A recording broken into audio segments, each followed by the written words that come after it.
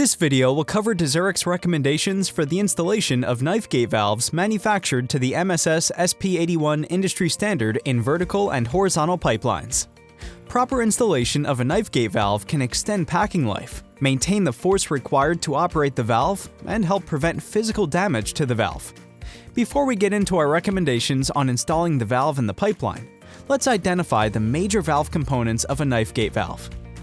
The valve body is the pressure-containing component of the valve.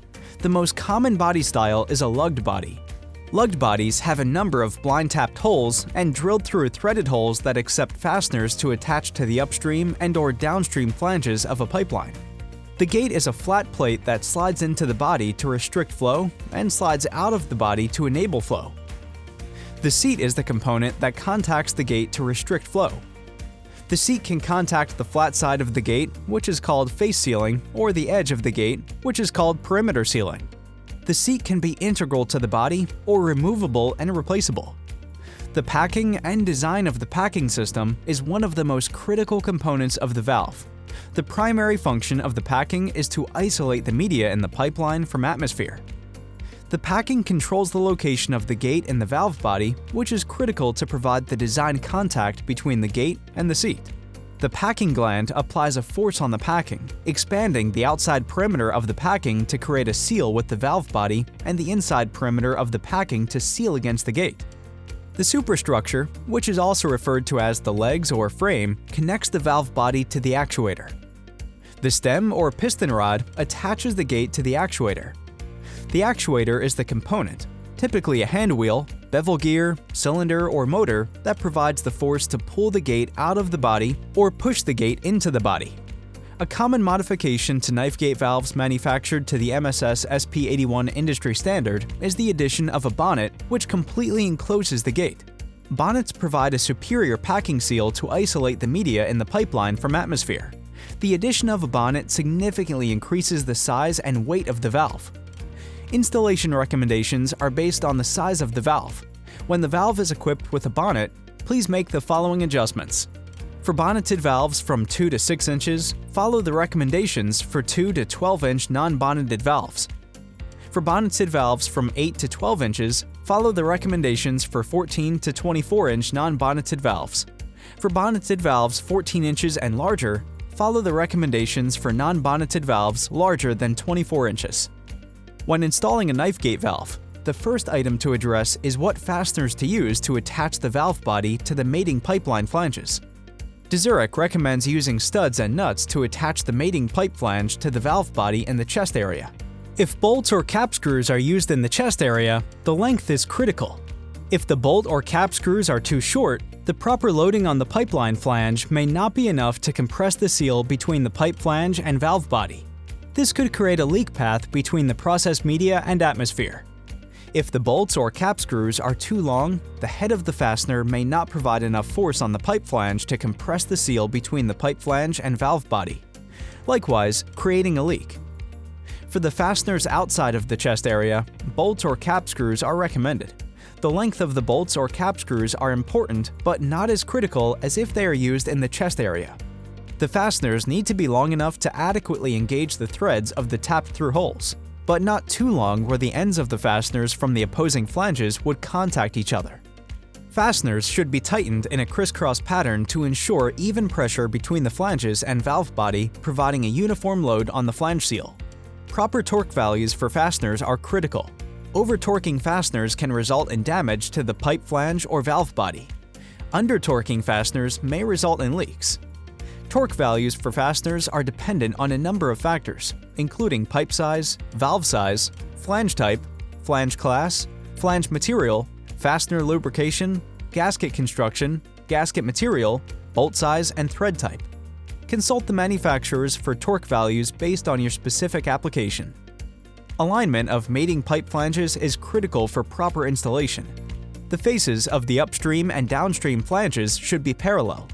The distance between the upstream and downstream flange should allow the valve with any pipeline gaskets to be inserted, but not too great, which would require significant force to draw the upstream and downstream flanges against the body. The center line of the upstream and downstream piping should be aligned.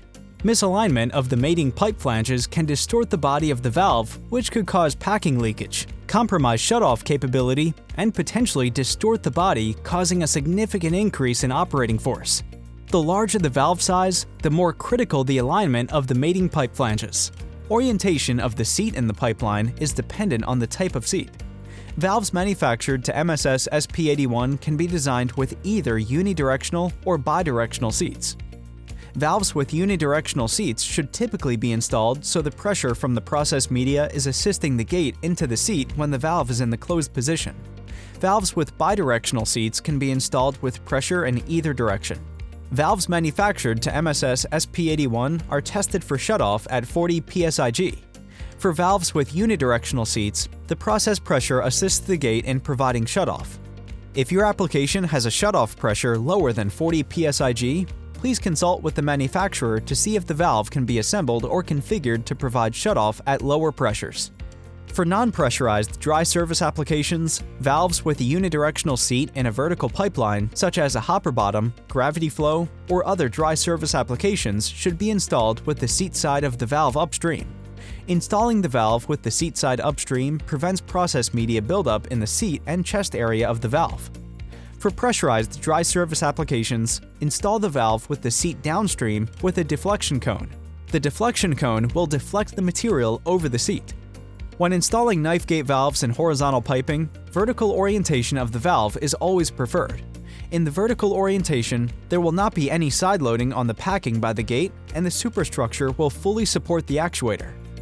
Knife gate valves 12 inches and smaller can be installed in a horizontal pipeline up to 45 degrees from center with no special requirements. Though not preferred, knife gate valves 12 inches and smaller can be installed from 45 degrees up to 90 degrees from center. A strengthened superstructure is recommended. Exceptions would include large actuators like spring return cylinders or motor actuators, valves with multiple accessories and/or junction boxes, high-cycle valves, or valves installed in high-vibration areas.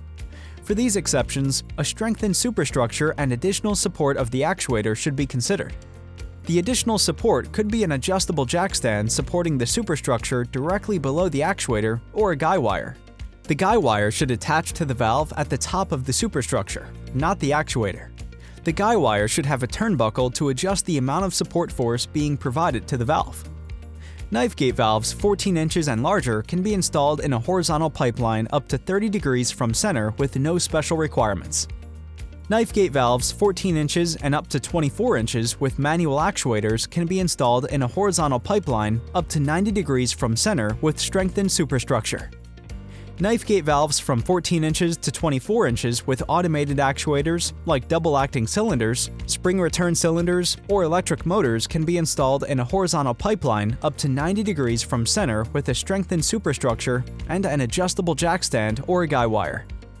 Knife gate valves larger than 24 inches with manual actuators can be installed in a horizontal pipeline up to 90 degrees from center using roller guides to support the gate.